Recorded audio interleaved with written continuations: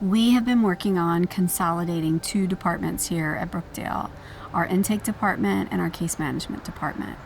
One of the things that I learned when I got here is that we needed to really focus on continuity of care, making sure that the person who meets the patient at the front door is there to see them off at the back door. And so we've been working collaboratively together with the team, to generate ideas about how we can maximize the patient's experience. And we've made a lot of changes, and we're seeing great results.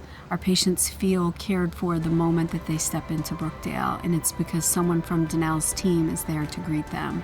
And they're there to address issues with family, legal stuff, work issues that might arise. Any of that extra stuff that our patients need, Danelle's team's there to catch it. And it doesn't water down our clinical program. A lot of places, I would say most places, the counselors are tasked with doing all of those jobs, and the clinical program gets really watered down as a result of that. So we thought, to maximize the patient's experience and give them the most sophisticated clinical services, we created this department that is just now being born.